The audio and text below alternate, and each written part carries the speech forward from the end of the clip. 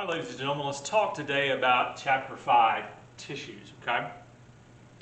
We want to look at the different kinds of human body tissues, okay? So the first question we need to ask ourselves is, what is a tissue? Well, we've already kind of alluded to this before, but tissues are bunches of cells that are basically doing the same job, right? They're all working together to get the same kind of task accomplished, okay? And that's what they're doing for us as well, right? Now, we said that the different kinds of tissues are differently structured. And again, always remember with anatomy and physiology that structure determines the function. So we're going to see a lot of different structural types of tissues. And again, their structure is going to tell you what they do as far as for your body and inside your body. And again, we said that with these tissues, there are 4 major types. And today what we're going to do is we're going to look at the first major type, and that first major type is called epithelial tissue, right?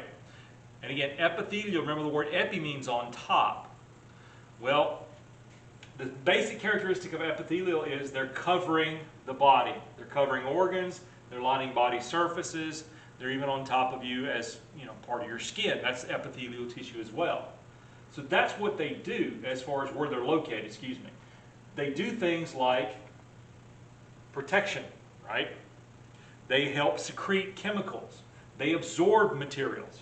They excrete waste products. And they help you with sensory reception so that you can feel things, okay? Those are the epithelial tissues. Now, here's the thing, though.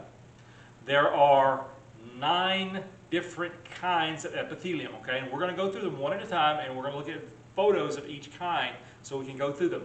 And the first thing you're going to notice is they have really big names, most of them, and you're like, what is this name? Whoa, what is this name? How does this, what is the deal with this name? So let's look at the first one. The first one is called simple squamous epithelium. That's a bunch of stuff. What does that mean? I don't know. Well, take the 2 words in there. Epithelium is the type of tissue. The first 2 words, though, simple and squamous. The word simple means something easy. It means one. In particular, 1 layer of cells. So this type of tissue has 1 layer of cells. Now the second word, squamous here, all right, squamous means scale-like. An easy way to remember it is if you think about a bird's legs, their scales, or a fish's scales, or a reptile's scales, how flattened they are. That's what we're talking about here. These cells are thin and flattened. Okay, so a single layer of thin, flattened cells. Now, another easy way to remember it is the word squamous. Think of the word squashed. Squamous, squashed. Easy way to remember that. Okay. Now, does this structurally have a function to it? What is the function of simple squamous epithelium? Well, remember, it's only 1 layer thick, so not going to do a whole lot as far as protection, is it? And it's flattened. It's very good at absorption, okay? So we'll find them in the lungs, so we can absorb all that lovely air that we breathe in. We'll also find it in the blood vessels, which again is why you want that oxygen to absorb through the blood, into the blood, through the blood vessels. So we're going to have it in the blood vessels and those lymphatic vessels as well, okay? So those types of tissue, that type of tissue is primarily used for absorption. Now, if we take a picture of it and we look at it, now this is a top view, so you're looking at it from the top side down. You can see how squamous looking they are, right? It looks like, again, those wonderful, lovely little scales, don't they? And they all have a nucleus, but they do look like a bunch of scales. Now, if you look at it from a side view, though, however, this is what I mean. See how they're all really small and kind of flattened, and they're very thin.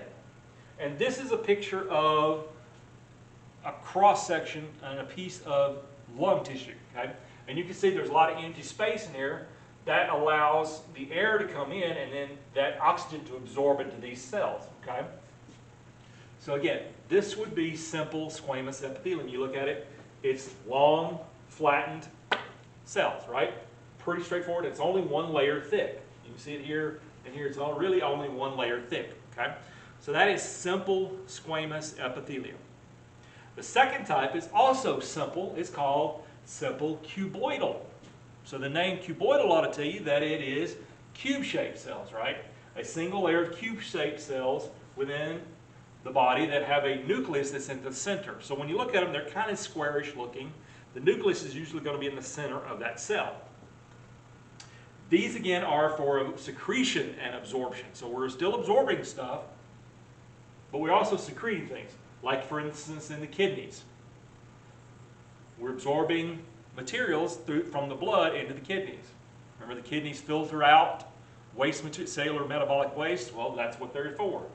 And the secretion of glands. Certain glands have this type of tissue so they can secrete hormones and other materials out of them. Okay? So when we look at it, this is what I'm talking about. And again, this is the drawing of it. This is the actual picture under the microscope. And you can see there's an empty space here. That's where the fluid and stuff is going to be. But if you look at these cells, there's one layer of these cells, and each one of them's kind of, obviously they're not perfectly square, but they're kind of squarish looking, right? They're kind of square looking. And in the center of each one is the nucleus. You can, again, I'll blow it up a little bit. You can see they're kind of square looking. They're not perfectly square, obviously, but they're one layer thick, and they have a nucleus in the center. And again, this is for secretion and absorption. That's their primary focus, right? There's no protection here because, again, there's only one layer of it. Okay? Now, the third one is also simple. It's called simple columnar. And again, the name column, an elongated cell, right? It looks like a column on a house, right? So it's a row of elongated cells whose nuclei are usually going to be near the bottom. Okay? So when you look at these cells, their nuclei, you need to look at them at the bottom. Their cells are really pretty well set up so that those nuclei are at the bottom. Okay? And they may have little hairs called cilia on the tops of them. Okay? So if you start thinking about that, what kind of tissue that is, where it would probably be found. Well, again, it's still only one layer thick, right? You're going to find this in the uterus, the stomach, okay, and the intestinal tract. It does help in protection of underlying tissues, again, primarily to keep certain things like acids and other materials from damaging. It secretes digestive fluids, which is what we just said, and it also absorbs nutrients, which if you think in the intestines, that's what the intestines do, they absorb nutrients. Okay? So this is where you will find simple columnar epithelium. Okay? And if you look at it, here again is the drawing, here's the real thing. These are the cells, and if you look at them, they're very long, and the nuclei tend to be near the bottom. And this particular type, if you can look at it a little closely, this little line right here, these are cilia, little hairs. Okay? Now the other thing I wanted to mention, get it back to normal there, whoops. I love it when it spazzes. There we go. Another thing I want to mention is, see these little weird looking little splotches right here? Those are special cells called goblet cells. And they're called a goblet cell because they look like a wine goblet or a wine glass. Those ones with the big bulb at the top and then they have the long little handle at the bottom. That's what they're looking for. What do they do? Well, goblet cells are there to produce mucus. And again, if you think about it, the stomach and the intestines need to produce mucus so that we don't get any messing up of the intestinal tract or the stomach from all the acids and the other digestive materials that we're producing, right?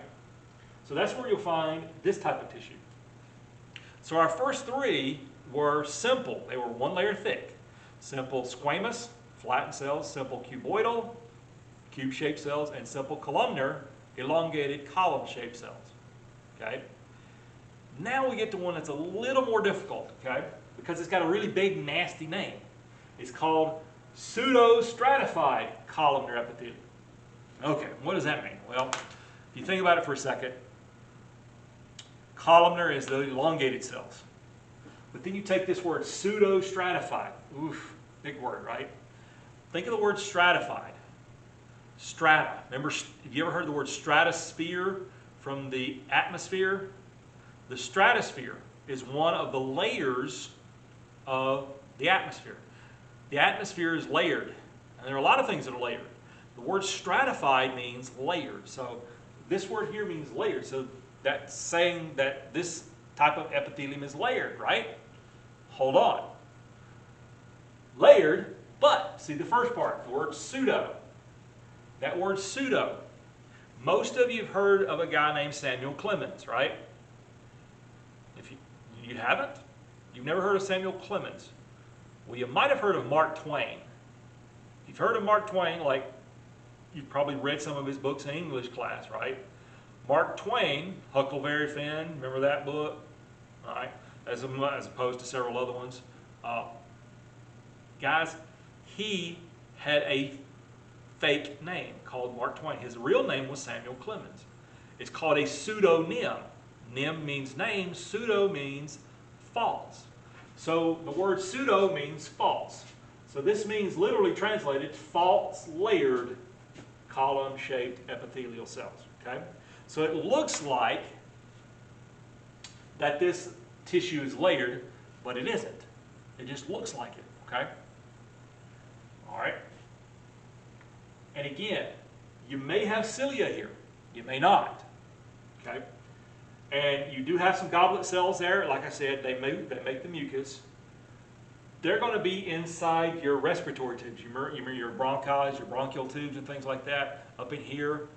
Because every time you breathe in, right, you're sucking in air, but there's junk and dust and all kinds of junk that you suck in with the air, right? Well, that stuff goes into your lungs. Well, the mucus catches all that stuff. And then these little cilia get a hold of it, and those cilia will move, and it'll kind of push that stuff up, and then every once in a while, as gross as this sounds, you'll go, and you'll clear your throat, and then you'll swallow. What you're doing is you're clearing your throat, getting all that mucus that has all that dust and debris and junk, and you're getting it out of your lungs, and then you like I said, it's kind of gross, but you basically swallow the rest of that down into your stomach. But it's a good way to clean out your respiratory passages, and that's why we have this type of tissue. So if you look at it, and again, here's the drawing, here's the reality. If you look at the reality, it kind of looks odd, doesn't it? It looks like there is two layers, kind of, because these nuclei are kind of going up and down, up and down, up and down, up and down. But in reality, there's actually only one true layer. You got some messed up ones there, but it's still only one true layer. And again, this particular picture, which is again in the respiratory passages, has cilia to it to catch that dust particles and that junk that you breathe in every time you breathe in, right? To help collect that. So that's that pseudo-stratified, falsely layered, column-shaped epithelium, okay? So it'll be in your bronchial tubes and your bronchi, your respiratory passages, okay? Now we get into the last three as far as the epithelium, as far as the basic kind of stuff, okay? That leads us to stratified squamous. Uh-oh, remember that? Remember squamous? The flattened cells? Now we're stratified. We're layered. We got a bunch of flattened cells on top of each other. And we have several layers, okay? So layers of flattened cells that are designed to protect. So you should already figure this out. If it's a bunch of flattened cells that are layered one right after the other, several layers, and they're there for protection, where's this primarily going to be? Well, obviously this is going to be in your skin. The outer layer of your skin. It lines your mouth, your throat, your vagina, and your anal canal, which again, if you think about it, that makes sense because the mouth, the throat, the vagina, and the anal canal are all openings to the external environment, which still need to be protected. So we have this thicker layer of epithelium on the outside, again, primarily for protection, right? Okay. Now, the thing is, though, in our skin, though, this is something we're going to talk about a little bit more when we get to the skin. There's this idea of something called keratinization. Your skin, when those cells come towards the surface, they die and they become hardened. And we add a protein to it called keratin that makes it really hard and waterproof, okay? So that we don't lose water through our skin as much. It makes the cells harder so that you can, again, protect your body better, okay? Okay.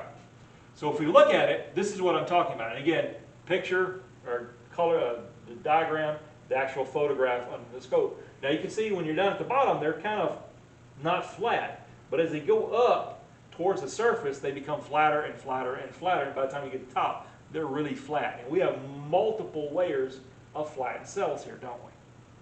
And again, primarily for protection. Protecting what's on the inside or what's up underneath it, right? So that's stratified squamous epithelium. We also have another one called stratified cuboidal epithelium. Okay? Cube-shaped cells that are stratified, layers of cube-shaped cells, usually 2 to 3. Most of the time I've only seen 2. I think once I've seen like 3 layers. But again, it's mostly 2, maybe 3 layers of cube-shaped cells. They're in the mammary glands, make milk, sweat glands, make sweat, salivary glands, make saliva, and then the pancreas. Y'all know where the pancreas is right here, right? It's up under your stomach.